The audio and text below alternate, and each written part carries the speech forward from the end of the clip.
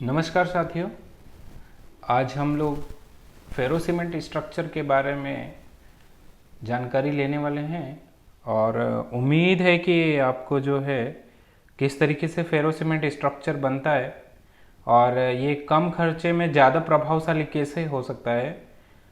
और सरकार को भी यही बनाना चाहिए। ये इसलिए है क्योंकि अगर हम लोग बात करते हैं कि अगर कम खर्चे में ज़्यादा प्रभावशाली अगर स्ट्रक्चर बनते हैं तो उसके लिए फिर हम लोगों को ऐसा निर्णय लेना चाहिए और सरकार को भी इसमें जो है समर्थन करना चाहिए। तो आइए चलते हैं, बने रहिए आप मेरे इस वीडियो में और वीडियो को अंत तक ज़रूर देखें।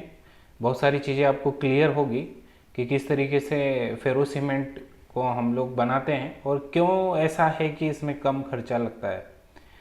तो फेरो सीमेंट, आपको ऐसा लग रहा होगा कि फेरो सीमेंट होता क्या है। सबसे पहले तो ये हम लोग जाने तो यह एक ऐसी संरचना होती है जिसके माध्यम से जो है जल भंडारण क्षमता को बढ़ाया जा सकता है।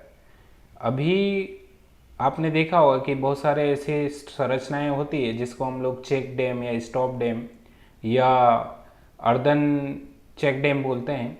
तो उसमें जो है और फेरो सीमेंट में अंतर मुख्य रूप से यही है कि यह जो है संरचना कम खर्चे में बनाई जाती है। तो इसकी डेफिनेशन अगर हम लोग देखते हैं तो डेफिनेशन ये है कि अगर जो फेरो सीमेंट है वो जो धरती के नीचे, हम लोग बोलते हैं कि अगर पानी धरती के नीचे हमने रोक लिया है तो एक तरफ से जो है हम लोग इसको खजाना बोलेंगे। और सूखी धरती को अगर हरा भरा बनाने का अगर कोई नायाब तरीका है तो वो है हमारा फेरो सीमेंट, क्योंकि ये कम खर्चे में आसानी से बन जाता है। ये सीमेंट का बना हुआ एक ऐसा अवरोध होता है जिसे किसी भी नाले के जल प्रवाह की आड़ी दिशा में खड़ा किया जा सकता है। इसका मतलब ये है कि अगर जहाँ पर हमारा जो साइट सिलेक्शन है वो प्रॉपर तरीके से अगर होता है, जहाँ पर आपका एम्बैंकमेंट अच्छा हो, फिर उसके बाद में अगर हार्ड स्ट्राटा हो, जो हम लोग जिस पर्पस के लिए अगर कोई संरचना बना रहे हैं, जैसे हम लोग अगर बात करें कि इससे वाटर हार्वेस्टिंग होना चाहिए, तो ऐसा ना हो कि वाटर लीकेजेस हो, तो उस कंडीशन में जो है ये स्ट्रक्चर बहुत ही प्रभावशाली होता है। इसमें जो है चेक डैम और फेरो सीमेंट में ये है कि ये भी एक चेक डैम का ही रूप है, परंतु ये है जस्ट कि चेक डैम को बनाने में अधिक खर्चा लगता है, मतलब बोल सकते हैं वो कॉस्टली स्ट्रक्चर है। बट फेरो सीमेंट जो है as compared to the check dam ये थोड़ा चीप, हम बोल सकते हैं चीपेस्ट स्ट्रक्चर है, सस्ता है। तो मानसून की वर्षा का अतिरिक्त जल को बांधना होता है ताकि यह काम में आ सके।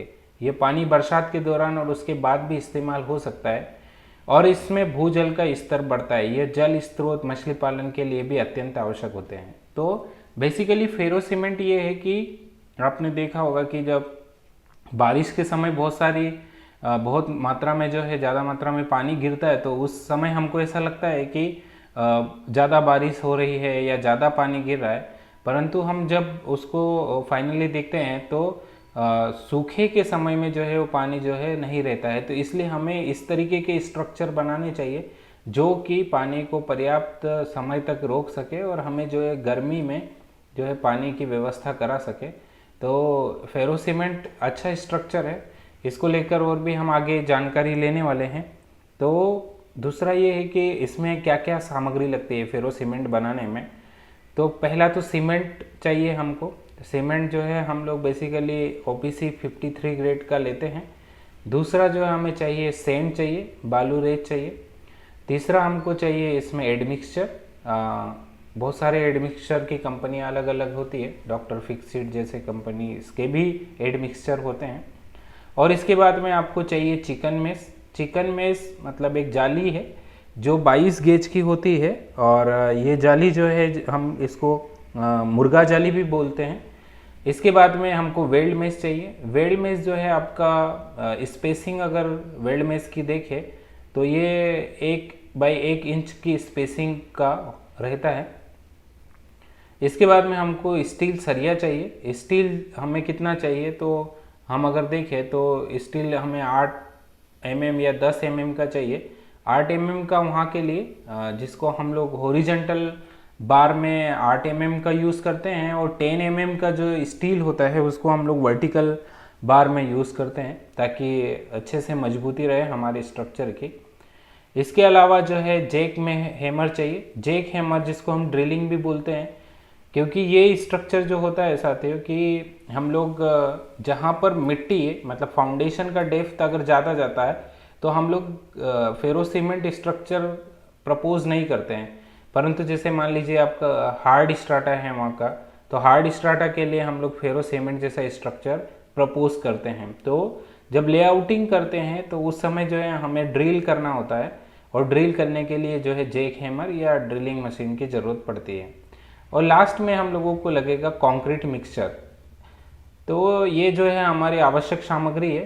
अभी इसको बनाने के लिए सबसे इम्पोर्टेंट है कि आप जब फेरो सीमेंट का स्ट्रक्चर बनाएंगे तो लेआउट बहुत इम्पोर्टेंट है। अभी लेआउट इम्पोर्टेंट इतना क्यों है, इसका मेन कारण ये है कि इसमें जो है ज़्यादातर स्टील का यूज़ किया जाता है, सरिये का यूज़ किया जाता है। इसमें कंक्रीट जब आप आगे मेरे इस वीडियो में देखेंगे तो आपको पता चलेगा कि कंक्रीट जो है केवल 10 सेंटीमीटर का ही लेयर होता है, और 10 सेंटीमीटर के लेयर में आप सोचिए कि इतने बड़े स्ट्रक्चर को संभालना, और पानी का फोर्स भी काफ़ी मात्रा में होता है, तो इतने 10 सेंटीमीटर वाले स्ट्रक्चर का उस नाले में खड़े रहना भी बहुत बड़ा एक चैलेंज हो जाता है। तो हमें सबसे ज़्यादा फोकस करना होगा स्टील पे, जो हमारा लेआउट होगा। तो लेआउट करते समय हम लोग बेसिकली ये ध्यान रखते हैं कि आप जब भी फाउंडेशन का खुदाई कर रहे हैं, जब ड्रिल कर रहे हैं, तो एटलीस्ट जो है 75 सेंटीमीटर जो है स्टील हमारा नीचे जाना चाहिए। और हर स्टील के बीच में जो है अगर हम डिस्टेंस की बात करें तो 10 सेंटीमीटर का डिस्टेंस होना चाहिए, वो भी जिग-जैग। मतलब आप इसको जब देखोगे तो ये कर्व में होगा, और कर्व में जो है आपका ये रेडियस जो होती है वो 1 मीटर होती है, और डायगोनल जो होता है वो 2 मीटर का डायगोनल हम लोग रखते हैं। और विड्थ जो है, जो आपका आर्क है, आर्क जो है वो 10 सेंटीमीटर की विड्थ का ही केवल बनना है। तो ऐसे केस में जो है हम लोग ये प्रयास करते हैं कि हमारा लेआउट प्रॉपर हो, तभी जो है स्ट्रक्चर मजबूती से बनेगा और उसका फिनिशिंग भी अच्छा होगा। आगे हम लोग इस वीडियो में देखेंगे कि जाली कौन सी चाहिए। तो हमें जाली जो चाहिए 14 गेज वेल्ड मेश चाहिए, और इसके बाद जो है हमें एक जाली चाहिए 22 गेज का, जिसको हम लोग चिकन मेश बोलते हैं। और ये जाली को जब स्टील को हम वर्टिकल या हॉरिजॉन्टल बार बांध देते हैं, तब जाली हमें जो है आगे की साइड और पीछे की साइड दोनों तरफ से लगानी पड़ती है। और ये इसलिए लगाते हैं क्योंकि जब आप कंक्रीट करेंगे तो वो मजबूती से जो है कंक्रीट बना रहे, इसके लिए जो है हम लोग दोनों साइड से जाली लगाते हैं। आप ये देख रहे होंगे कि ये स्टील में जो है आगे और पीछे दोनों साइड से जो है इसमें जाली लगी हुई है। तो मार्केट से खरीदते समय जो है ये जाली का भी विशेष ध्यान रखें, किस तरीके की जाली हम लोगों को खरीदना है।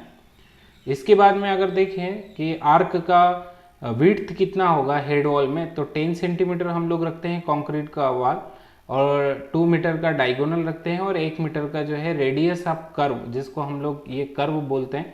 आप ये देख रहे होंगे कि ये कर्व बने हैं ऐसे। तो ये जो कर्व हैं, ये जो विड्थ है केवल 10 सेंटीमीटर हम लोग विड्थ रखते हैं। और ये जो आर्क से ये यहाँ से आर्क से ये आर्क का जो डायगोनल है वो 2 मीटर का होता है, और ये जो रेडियस होती है वो 1 मीटर की होती है। और ये पीछे आप जो देख रहे होंगे ये इस तरीके से जो इंक्लाइंड जो स्टील है उसको हम लोग जो है इसको काउंटर फोर्ट बोलते हैं। और ये काउंटर फोर्ट जो है आपने देखा होगा कि जब 3 टाइप के, सबसे पहला जो वीडियो मैंने आपको बताया था जिसमें 3 टाइप्स के जो है चेक डैम होते हैं, तो ये उसी तरीके का चेक डैम है। एक तो ग्रेविटी होता है, और दूसरा जो है हम लोग आर्क डैम जिसको बोलते हैं, जो काउंटर की मदद से होता है, जिसमें बटरस के नाम से आपने सुना होगा, बटरस डैम होते हैं। तो ये बटरस डैम का एक प्रकार है। इस तरीके से आप हम लोग जो है अप स्ट्रीम साइड से देख रहे हैं इस स्ट्रक्चर को। तो ये जो है हमारे काउंटर है, इसका भी विड्थ जो है वो 10 ही सेंटीमीटर होता है काउंटर का विड्थ। और ये जो है ये काउंटर जो है आपके आर्क को जो है मजबूती प्रदान करने के लिए जो है सपोर्ट के तौर पर बनाए जाते हैं। ये जब स्ट्रक्चर आप बनाएंगे तो इसमें प्लास्टर मैंडेटरी है, और प्लास्टर करते समय जो है हम लोग एक विशेष ध्यान ये रख सकते हैं कि जब आप छपाई करेंगे तो इसमें थोड़ा एक स्किल मेसन चाहिए, और वो जब छपाई करेगा तो जो कंक्रीट का ग्रेड है मतलब वो प्रॉपर होना चाहिए। ऐसा ना हो कि ज़्यादा स्लरी हो तो कंक्रीट टिक नहीं पाए। तो उसमें जो है गिट्टी की मात्रा कम रखते हैं हम लोग, हम आगे एक वीडियो के माध्यम से भी देखेंगे।